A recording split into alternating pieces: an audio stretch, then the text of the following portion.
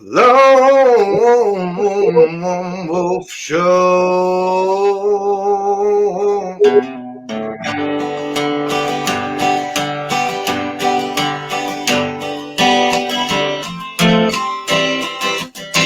Lone Wolf Show.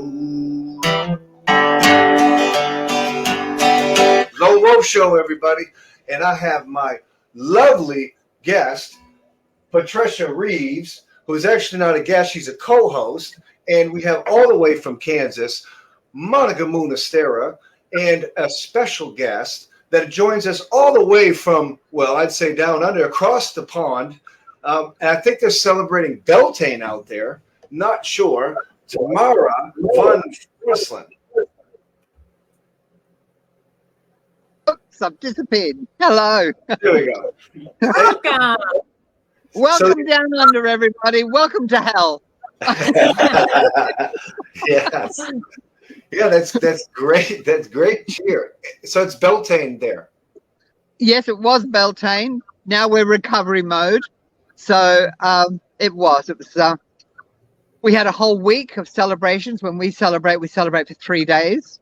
And then, of course, yesterday was Feast of the Dead Day. And then today was, yesterday and today is honouring Witches Day. So we honour the witches that are past.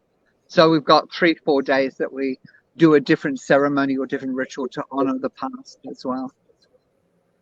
Nice. Now, I hear you're going to come to America next year. If they don't let me in, or if they're lucky to let me in. Now, I love doing my tours in the US. I'm looking forward to it. I was going to do PSG again this year, but I've decided it's too many trips because I've got to go to Salem in June, flying back home. Then I'm flying back to the US in July, and I'm doing Cleveland, Ohio at the Buckland Museum with Tony Rotonda and Steve. Then we're going down to Starwood Festival. I'm there for the 8 days. And then from there, I go to New York and then Florida, and then I'm back home. And then, of course, Wonderful Christian Days invited me to come down, so they're flying me over for the Hex Fest festival in New Orleans in August for that weekend as well. So yeah, there's a few different trips, and the worst thing is that there's like a 2-week break in between. Instead of me staying and doing a full long trip, I have to go there and come back, and of course the flights are 20 hours, 22 hours. It's quite extensive. So as long as I have a lot to drink on the plane or sleeping, I'll be fine.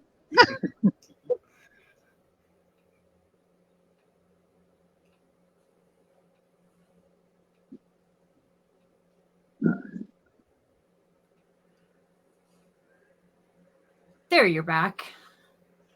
We lost you. That's okay. Yeah, so I'm looking forward to the trips. I love it when I come to the US, meet up with a lot of people over there that I get to meet and see over the years, which is quite wonderful.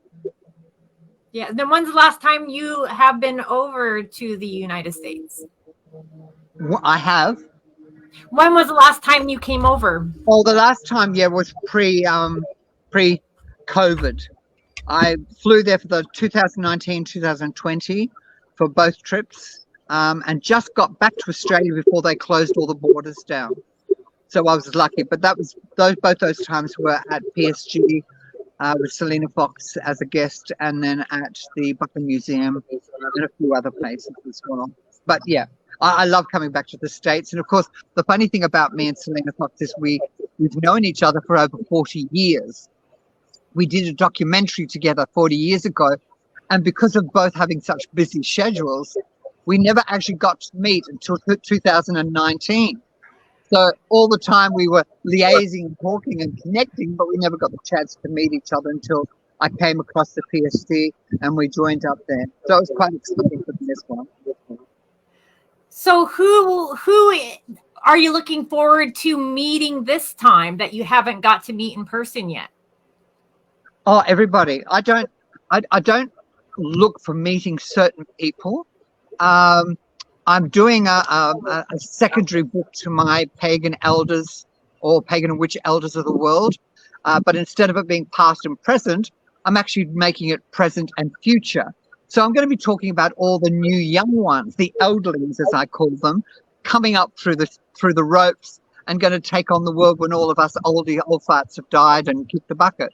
And hopefully there's a lot of nice ones. There's some beautiful people out there that are so talented and so knowledgeable and so skillful and can carry on the craft with such discipline and with such honesty and integrity. And that's what the craft needs, instead of a lot of bull-nosed idiots that are out there just with their egos playing God or demigod. And that's the important thing. There's a lot of wonderful people out there that are coming up the ranks to be the new elders of the future. Everyone would be happy.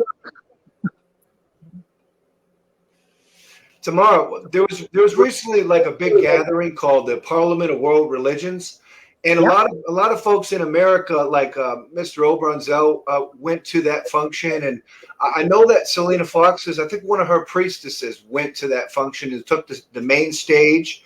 Yes. And you have people like Patrick McCullum that went there too. Like these are the pagans that were representing paganism, nature-based spirituality at the Parliament. After that particular event, it seems like a lot of what the message is in the States has to do with interfaith community, meaning it's like putting the paganism as an umbrella term, and I guess it's just putting all their symbols. I don't know, symbols related to tribes, just kind of coming all together. Is it? What's your opinion on that? Do you think it's useful in paganism? Look, the honest truth is that paganism have been trying to get organized for years, for decades, since the 60s and 70s. But pagans can't get organized. They all got their own views, their own things. They can't come together because they think different things.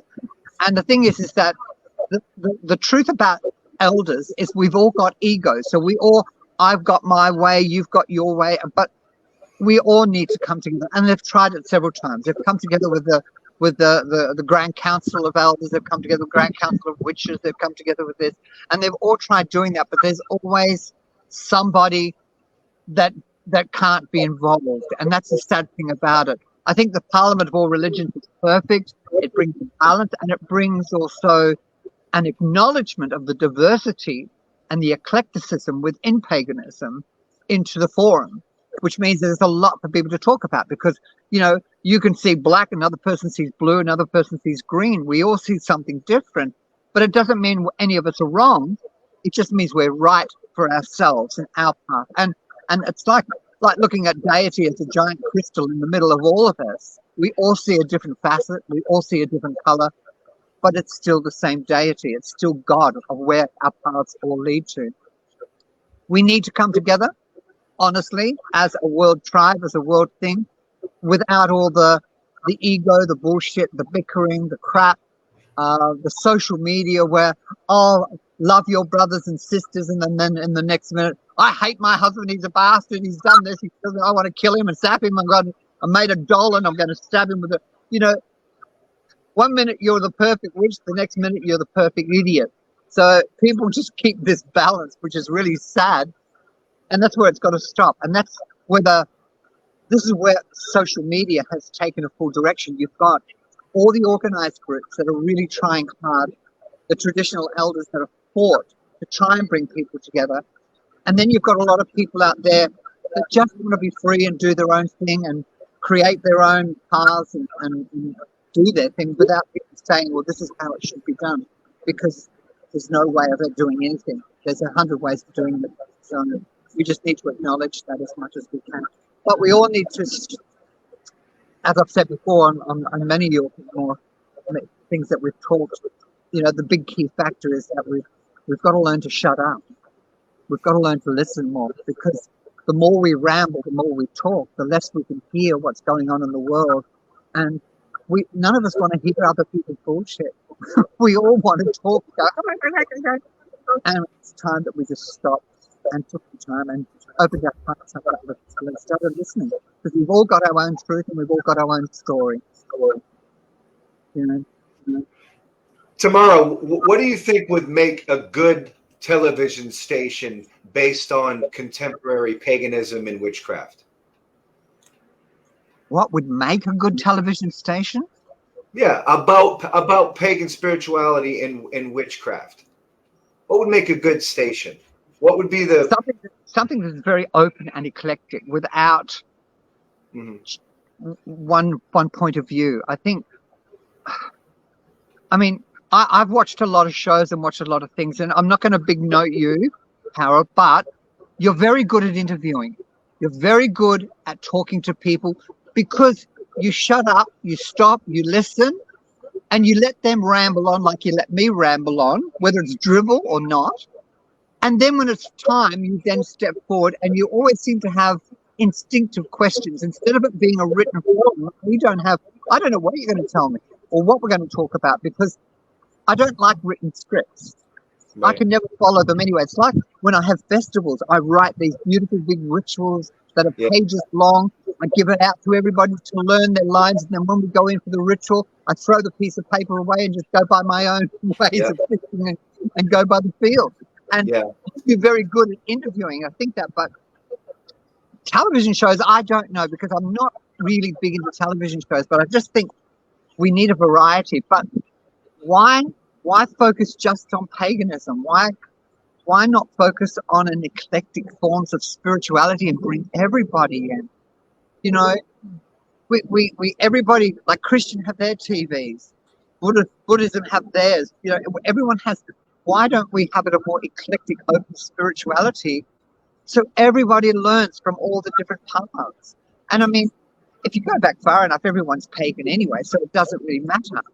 But I think we need to be a bit more eclectic with the amount of people that are out there and the amount of different, especially now in the new age, there's that many different ways and paths and traditions. God, I couldn't even think of half of them, you know. But I think just needs open forums. It needs to have open forums where people can get their questions answered and talk. And a lot of the festivals around the world, the big ones, have open forums where they get the elders together, like PSG has it and all the others have it, and they get together and the public can bombard them with questions, and people like that because you're not prepared. And some elders don't like that, but good elders don't care. They love it. They just answer away whether it's rubbish or not. I do. How long have you been teaching traditional witchcraft? Well, being 29 years old, as I am, I was initiated on the 26th of June, 1970. That's when I was initiated. So that's 55 years ago or something since I started doing the craft. But I was involved in the craft prior to that. But I was only a baby anyway. But as you can see in my books, my journey was always craft. From the age of 14, I lied and said I was 16 when I first got initiated. So I was initiated at the age of 14. And then I went into, hello, my babies. The peacocks are coming to visit. So you'll see the boys coming around soon doing their little dance if they dance in the background. It's Bob and Harry. Okay. That's sorry about the name Harry, but he's very pretty. Okay. I'll just show you. Here we go. Oh. Can you see this? What's up, Harry? Yeah. That's Harry, and that's Hi, Bob. Harry. Hi, Bob. Bob. And what kind of bird? Okay, enough now, children. That's enough now. Thank you. Okay, sorry. They had something to say. They wanted to be on the local. They don't like not being involved. They love being involved. So we do have a question from a viewer. What's considered traditional witchcraft? oh, that's a touchy subject. I see so much traditional witchcraft is pre-Wicca. I see traditional witchcraft as a Strega. Strega is traditional witchcraft. It's the traditional formats of Italy. I see traditional witchcraft as being the traditional formats of Scotland, of Ireland, of England, things like that, pre-Wicca. Because once Wicca come into effect, it's too much. Look, this is too political. There's a lot of Mixed added feelings about it. bits and pieces in it, so that they don't only have, you know, Freemasonry bits in it. They've got the Golden Lodge in it. They've got the White Brotherhood in it. They've got Kabbalah in it. It's a mishmash of everything. I mean, you know, traditional witches are pre all that, and we don't have angels for a start. We don't, you know. I see all these modern groups bringing in and calling in the archangels, and I'm thinking, well, far out, you know, that's Judaic, that's Christian, that's got nothing to do with witchcraft. Why should we adopt their ways just because they've bastardized and adopted all ours? You know, to hell with that. And angels are not even Judaic and Christian to start with. They're originally Persian. And then all of a sudden a beautiful painter comes along in the 14th century and says, well, look, I don't want to see angels with you climbing up ladders or stairways or whatever. So they put wings on them. And ever since then, angels now have wings and fly to heaven and fly to earth. There's so many differences and variations, you know. It's about the word aphama. So many people look at the word aphama, but it comes from the word adame. And the word adame means blood letter or ritual sacrifice or knife. And it's of the magicians of the Persians again. So a lot of things have been adopted. A lot of things have been changed. But, you know, I don't want to get into that because I use aphamas because we've used it for so long and other people use it for so long. But it's not a physical object. It needs to be more of an astral tool. It's never used to cut anything or do anything. Your aphama is a ceremonial tool like a wand. In my tradition, we don't use aphamas so much as we use wands and staves or stangs or whatever you want to call them. You know, there's a lot of things that are different. There really is. Sorry if I've upset people, but that's just my views only. You know, you don't have to listen to me because I don't care. Is it safe to say that Cochrane is pre-Wicca? Is what, sorry? Is the Cochrane tradition considered pre-Wicca? I don't know. I don't know much about them. Okay. I hear too many stories, so I don't know. Right.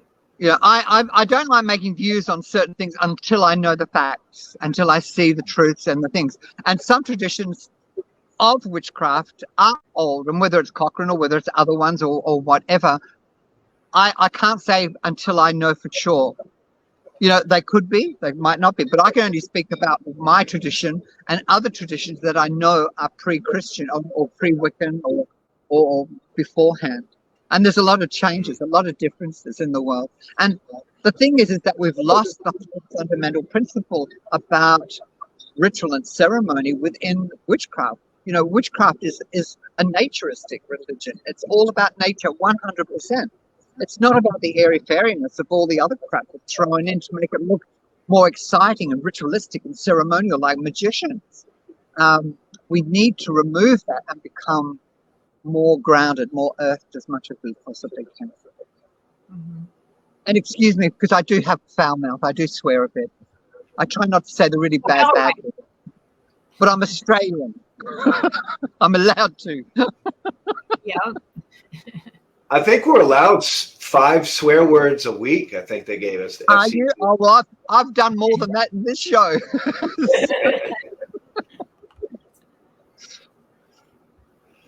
So where I think that's very important for us to all to speak our truth. And yes. You know, you apologize if you offend someone, but I think we all need to speak our truth so we have understanding of their perspectives. I think if people get offended by somebody else's truth, then it's because they're either ignorant, unlearned, or they have a very delicate, nurtured soul. You know, I think we should never be offended by another person's words. And yet we use words like we use a sword or a dagger to attack, to hurt, to harm, but also to love. And words are the power of witchcraft. You know, if you say the wrong things, yes, that ripple effect will not finish until it hits its target. And the same as love. If you love and you send that, it's about words, head, heart, all together, the triangle, hitting their goal and doing it that way. A lot of people speak without thinking, and that's the problem. Too many people are in their head space too much and not enough in their heart space. Tamara, where's the best way to get a hold of your written words, your books? Where can we find your books? Are they on Amazon and all the normal carriers, or is there a specific website? There's hundreds of them. I'm on over 250,000 websites around the world, so I'm everywhere. Main ones are Amazon, Barnes and Noble, all those places. I'm on my own. I've got my own websites at tamaravonforslon.com. Also, the clan website, fanofboskednan.org, is also my books are available. There's so many out there. Christian Days shops all carry them. The Buckland Museum carries them. And like I say to most people, yeah, it's nice to buy from Amazon or Barnes and Noble, but support your local pagan shops and everything. Help them, because the bigger companies are taking over and the little shops are closing up and losing out. And we need to support them as much as you can. It might be a little bit more expensive and you may have to pay for postage. But the thing is, just support the small shops, because they really need it. And we need it as a center of dropping in to learn and be a part with people as much as we can. So speaking about books, you have a new release. Can you show us and tell us a bit about it? There we go. Yes. It's my new book, my dream book. It's a lot of hard work. It's actually everything in there about Boskednan witchcraft.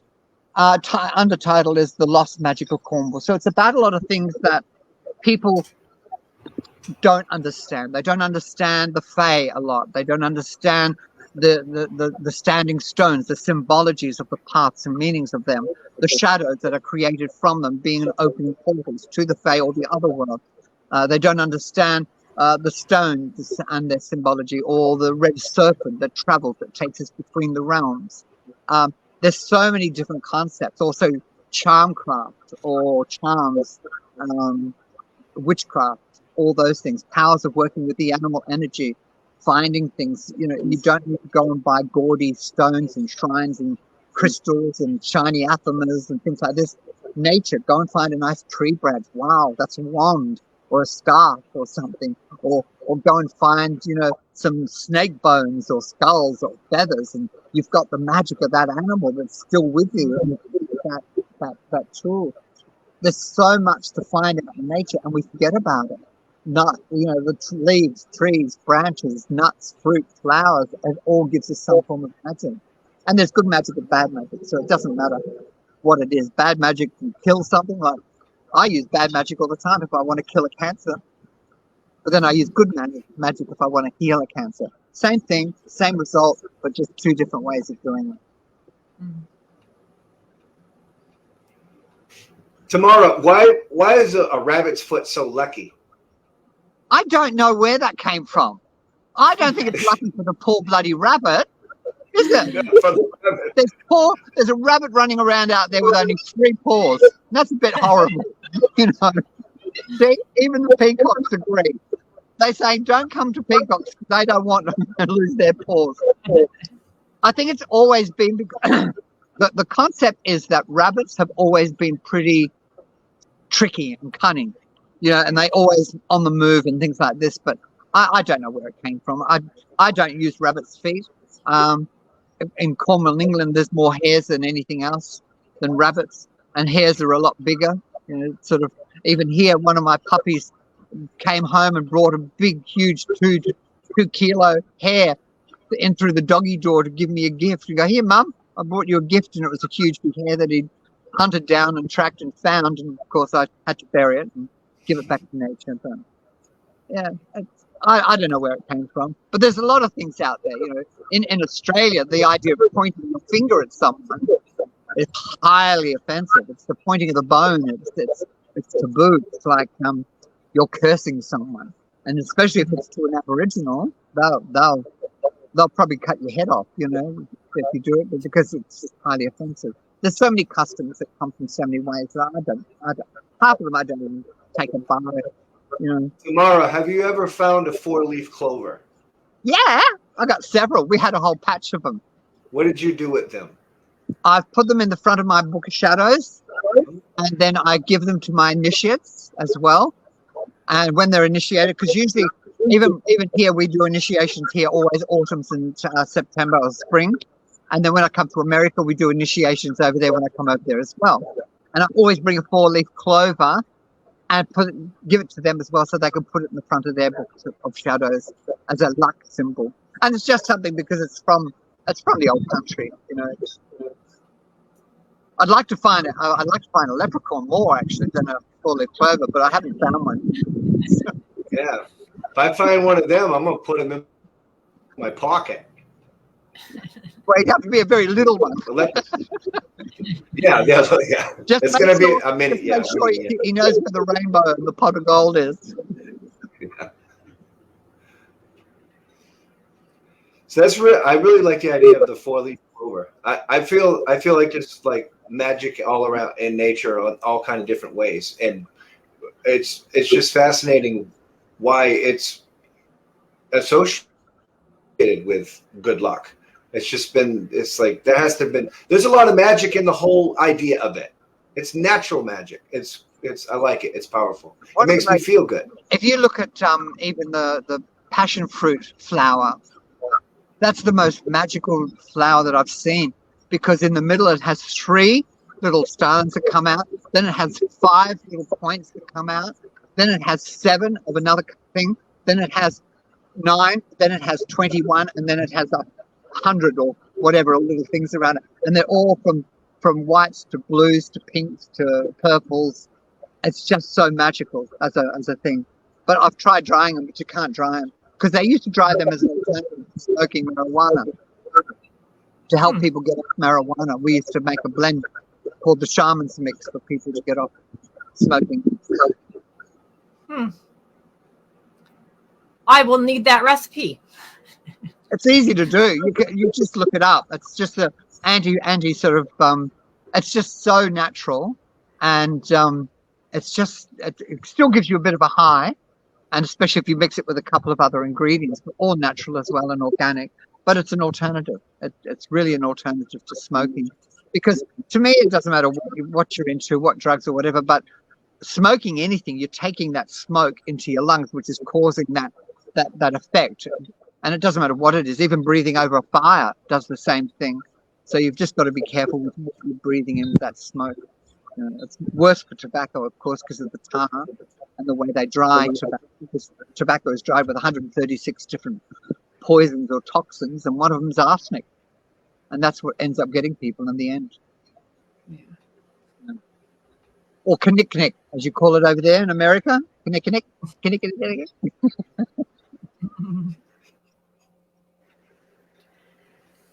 So if somebody's interested in Tamara, you had your book. Oh, I apologize. Sorry? Go ahead. Sorry, Harold? Your book, you have a pagan elder book, and it's won a couple of awards. Yeah. Can you tell me what the awards were and how they were presented to you, and what tied you into the award? One, I was supposed to go last year to New York and get an award, but I didn't get it because I didn't want to go, and I wasn't in the right frame of mind to travel. I was still a bit nervous about traveling because of all the pandemics and everything. I don't want to get sick at my age, and even traveling at my age, it's sort of a bit iffy, but I do that. One was for the most various variety and informative book, educational. And the other one was for basically open read, good read, which was quite good. That was the New York thing. And I thought it was a really weird topic for the award, but I haven't got it yet. That's why when I go there next year, they're going to give me the award. I didn't get any money. I'll probably just get a certificate or a piece of paper. And I'm thinking, oh, well, that doesn't worry me. I wrote that book because every time I travel around the world and meet so many people, people my age, where all the elders are dying, they're disappearing off the planet. And a lot of people have not had the chance or luck or magic to meet people.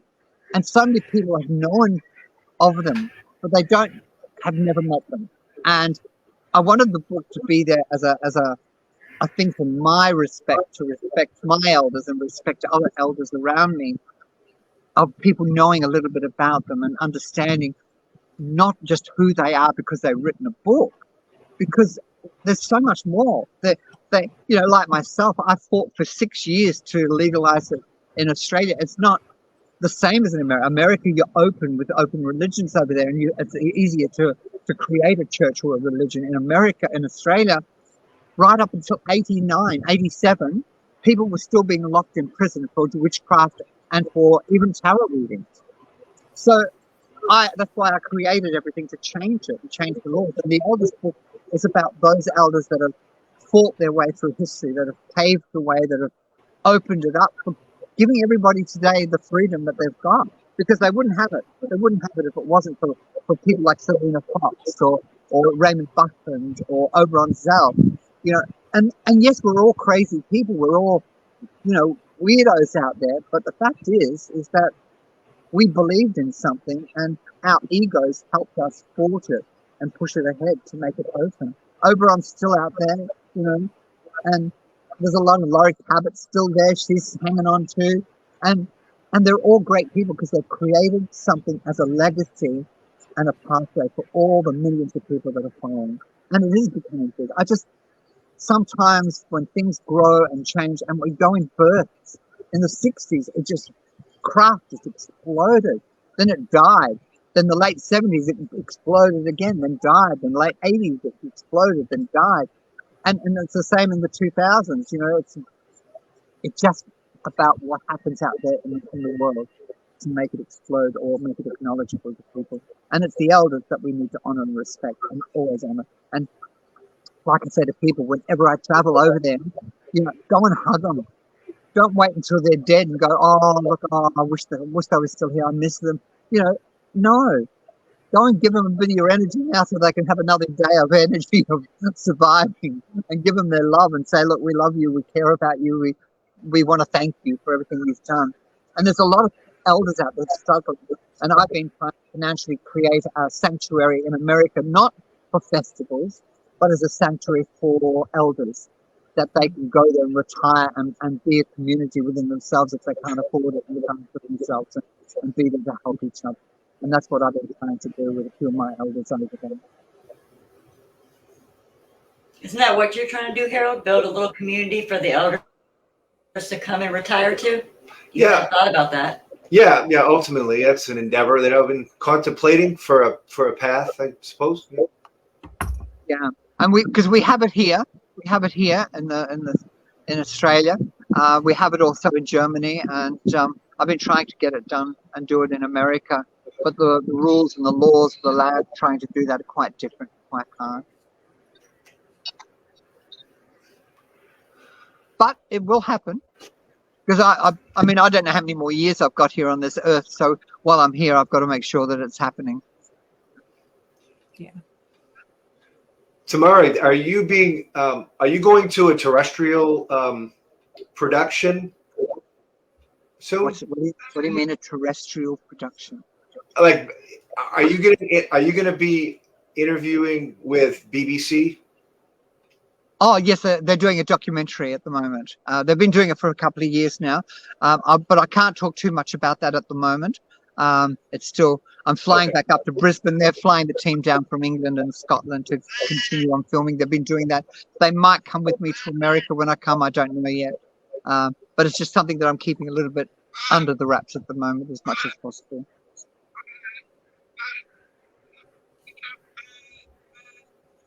And what about your writing? When you write, do you go into, is that your form of trancing? Does you trance out when you write, or what's your writing process like? Is it a de-stressor, or do you feel relieved when you write?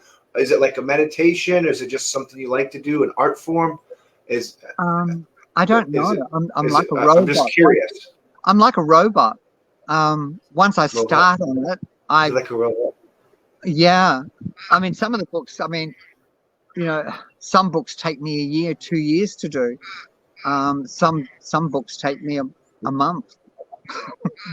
It just depends. How much researching goes into your books? How much do you research?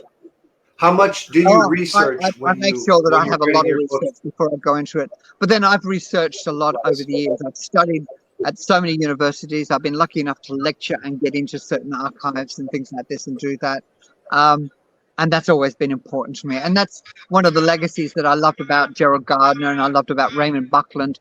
their legacies of research, of creating museums with facts, are very important. And I think the problem with the world is that we hear something and we take it as gospel, and and there's so much rubbish out there that's not real, which is a pity.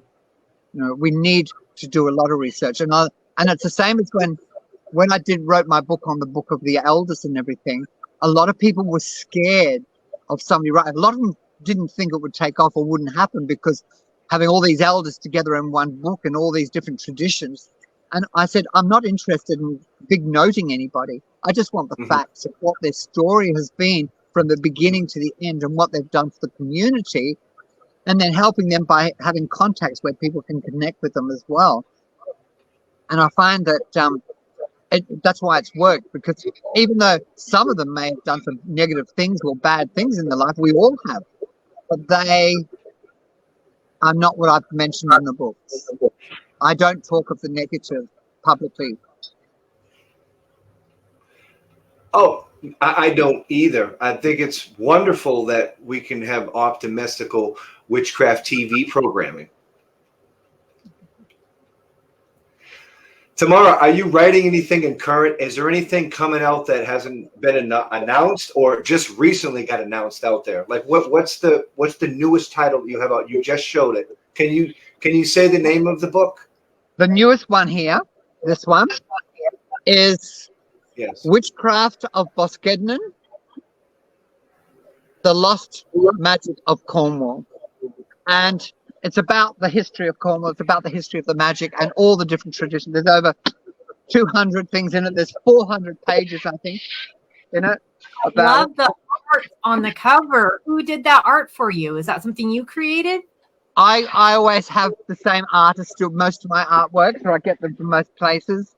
And some of them I just get lucky, but I always have artists do my artwork. I tell them what I want, how I want it.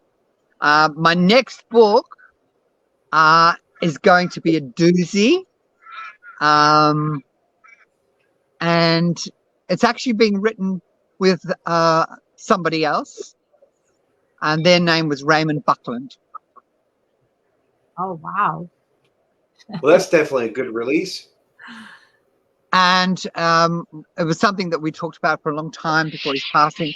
It's something that I've got the full permission of his wife and everything, and it's actually going to be a more in-depth book on the Buckland Romany Tarot, with the full journeys, explanations of the symbolisms and meanings and everything behind it. And that's the first. You're the first to hear about it. That's awesome. That's really good. Yeah, breaking news.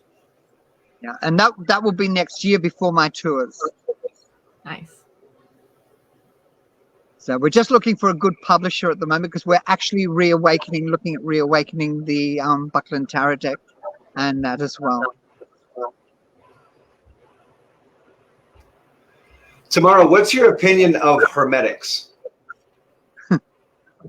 Well, it should be Tahutetics or Tothetics, not Hermetics, because Tahuti or Toth, the Egyptian original of Hermes Trismegistos, as above, so below, as within, so without. Whatever's above, heaven's not just up there, heaven's here.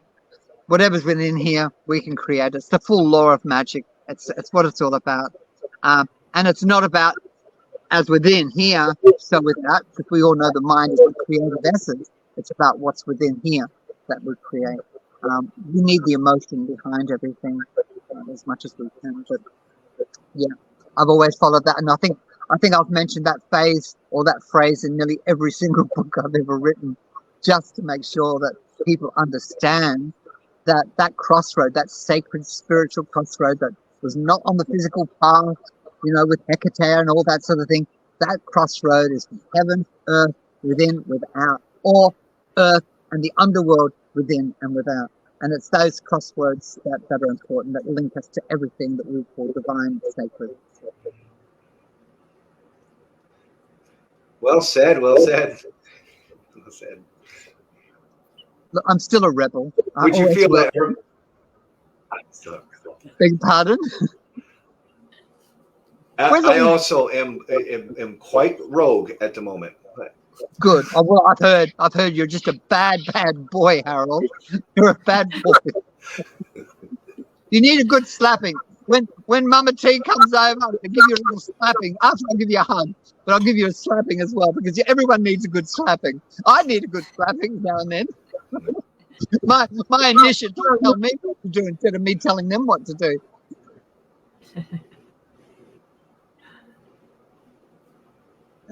So if somebody is interested in learning from you, how do they reach out to you, and what kind of classes do you have available?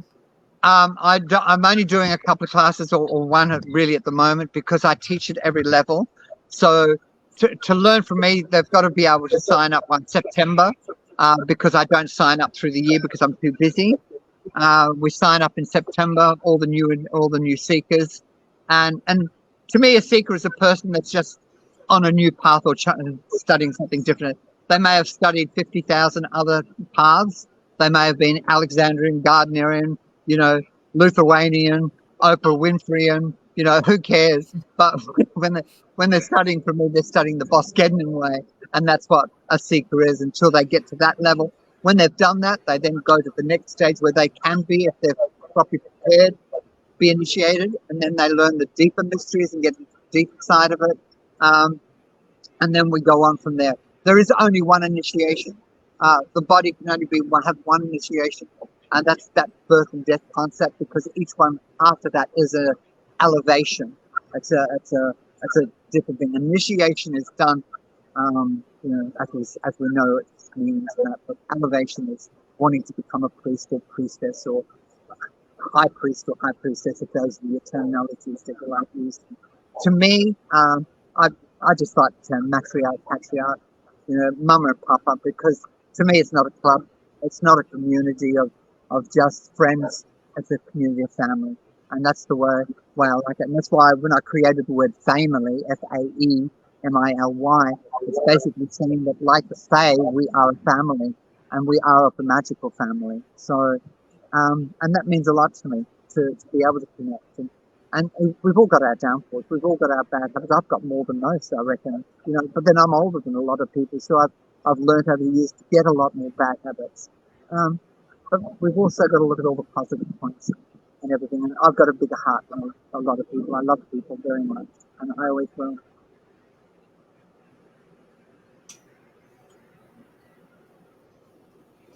Tamara, do you have any departing wisdom for our viewers? You have a few slow. Yeah, there's a few. Wisdom. You usually say at the end of your all your lessons that you put publicly. Some of the ones you use parts of my poems and things like this, and I have two lots of parts of parting wisdom that I use. One is hubble, bubble, toil, and trouble. That one I hardly use, but that's there. And the other one is, if I am indeed wise, I do not bid you enter the house of my wisdom, but rather lead you to the threshold of your own mind. That's the thing.